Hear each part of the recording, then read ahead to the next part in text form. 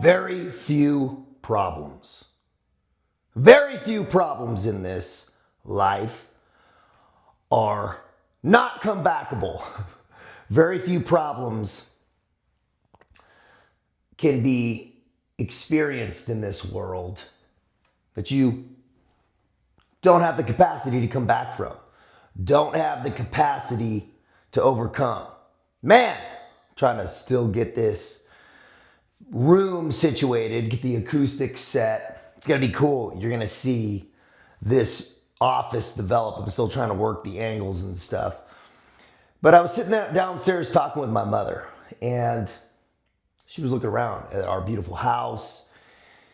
You know, Aspen was upstairs, Brittany was bathing her, and my mom was like, you know what?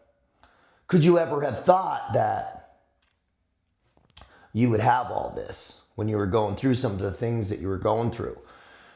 And the truth is, yeah, I could. I could think it. I visualized it, but it still felt like, you know, kind of a Hail Mary. I could always visualize it, but it still felt so far away. Not that I feel like I've arrived by any capacity, but it feels good. And she was like, you know, you overcame a lot. And I told her, the first thing that came to mind, I was like, there's very few problems in this world that you aren't able to come back from. And so let's dive into this. I mean, there's some problems out there that people pretty much put the nail in their coffin. Evil shit, weird shit, stuff that's just not excusable, or not that any major fuck up's excusable, but it's evil, man. It's wrong on a lot of different levels. That shit, fuck those people. They can't come back from it. And I don't think, you know, say God forgives. Maybe he does, but probably not in this life. That's the truth. Who knows in the next? Certain things you can't come back from, but those problems are very, very few.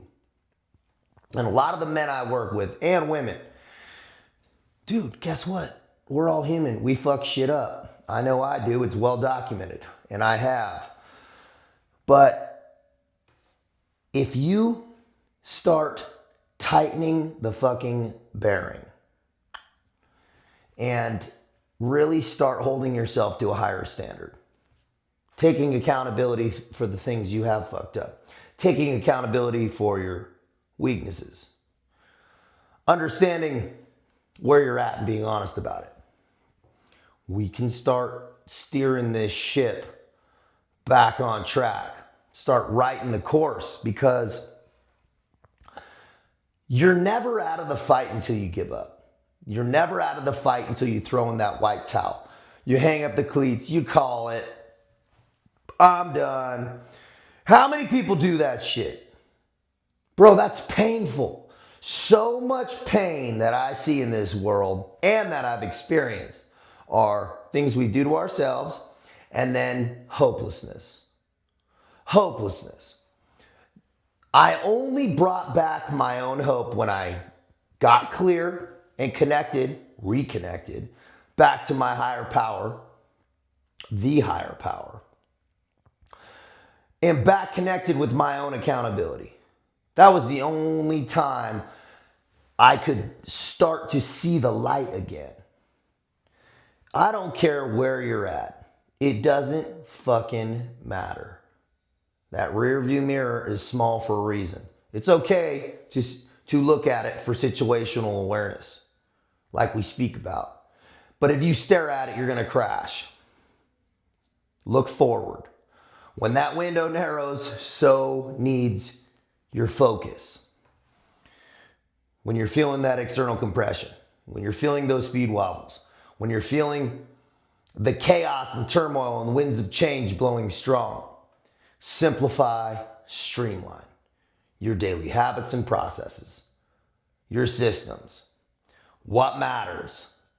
Get clear on the few things that actually fucking matter, because they are few and far between the things that actually matter. Once you're clear on those, everything else is noise. Most things don't matter, and we overcomplicate our own lives with our own bullshit, with the lies that we tell ourselves. Don't tell yourself the story that your situation is insurmountable. Such bullshit, man. It's not. People have overcome worse. People have had worse problems and then done way better. Remember that. Hold perspective. You're not the only motherfucker that has money problems or legal problems or relationship problems. Oldest stories in the book. Everybody goes through them. So you're not special in that capacity. But what you can be special at is the story you write with those problems. That's a unique set.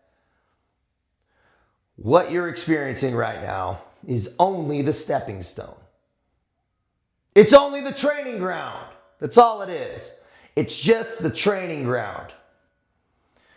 Your past doesn't define your present. Your present defines your past. Remember that. You can write a whole new story starting right now. This moment, one moment to decide and a lifetime to prove you're about the business. So what's your story, man? Get clear on your vision. Have fun with this shit. One ride on this rodeo, that's the truth, man. Unless you're into, getting recreated and all that shit. Who knows, man? But I'll tell you what, in this consciousness, this is your only rodeo, man. So wherever you're at, you're in some dark hole, you're in some isolated state, chick broke up with you, job loss, whatever, weather the punches. Sometimes in the fight, you just gotta weather the punches, and sometimes you gotta throw some strikes. Where are you at? Understanding where you're at in the fight is very important. Hold fast to your situation. Don't make it worse. Do less. Do less. And the shit you do, make it more accurate and more correct. And smarter this time, man. More wise. We all can take a little bit from that. We got more to do, more levels to hit. We're going to get more focused, more clear, and we're going to have a good time doing it, man. Recognize where you're at. Get clear where you want to go, man. Let's make it happen. Be smart. Out here.